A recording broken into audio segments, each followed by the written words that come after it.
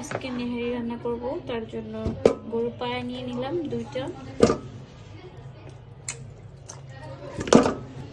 আমার পায়াগুলো নেওয়া কমপ্লিট হয়ে গেছে। এখানে দিচ্ছি কাঁচা মরিচ আর হলো পেঁয়াজ কুচি, তারপরে দিব টমেটো কুচি, তারপরে দিব আদা রসুন। এখানে আমি 2 চামচ আদা রসুন বাটা দিয়ে দিচ্ছি। তারপরে দিয়ে দিব লবণ পরিমাণ মতো, 1 চামচ 1/2 চামচ দিলাম। তারপরে দিব গরম মশলা, এখানে দিলাম দারচিনি, তেজপাতা, এলাচ। এখন আমি গুঁড়া মশলাগুলো অ্যাড করব। এখানে দিলাম মরিচের গুঁড়া, আমি একটু ঝাল পছন্দ করি, আর ঝাল না হলে ভালো লাগে না, তার জন্য 2 চামচ মরিচের গুঁড়া দিলাম। তারপরে হলুদের গুঁড়ো অ্যাড করব।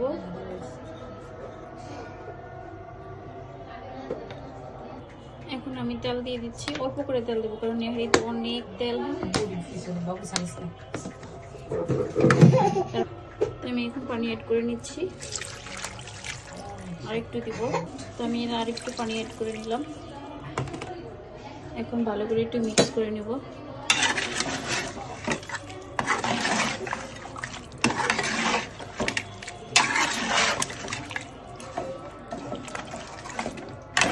আমি প্রেসার কুকারে রান্না করতেছি না, আমি পাতি হাঁড়ি করে রান্না করতেছি।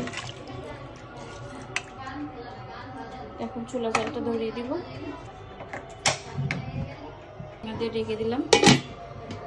একটু গরম মশলাটা অ্যাড করতে ভুলে গেছিলাম, এখন গরম মশলাটা অ্যাড করে নিচ্ছি।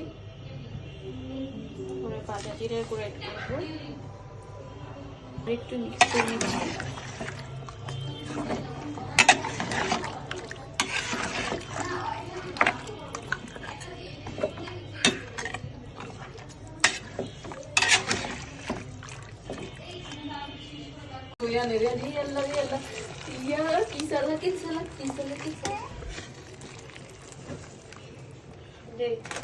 গরম পানিটা দিয়ে দিলাম।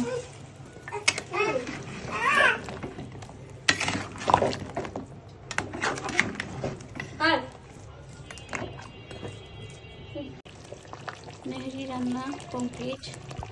এখন একটু জিরা দিয়ে দিব আর রসুন কুচি দিয়ে একটু বাগার দিব। এখন জিরাটা দিলে একটু বেশ ভালো লাগে।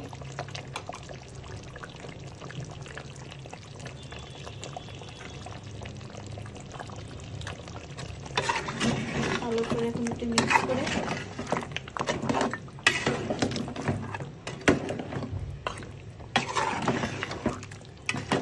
এখন সুন্দর করে এটা আলাদা হয়ে গেছে মাংসটা।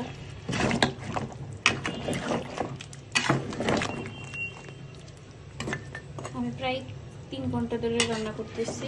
প্রেসার কুকারে রান্না করলে তাড়াতাড়ি হয়ে যাবে, তো আমি প্রেসার কুকারে রান্না করতেছি না। তো আমি এখানে তেলটা দিয়ে দিতেছি বাগার দেওয়ার জন্য।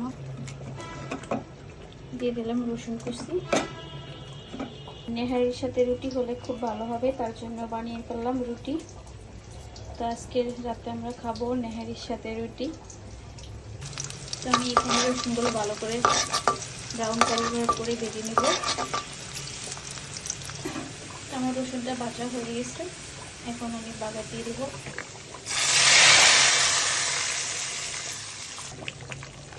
ভালো করে মিক্স করে নিচ্ছি, আর ফ্লেভারটা অনেক ভালো লাগে।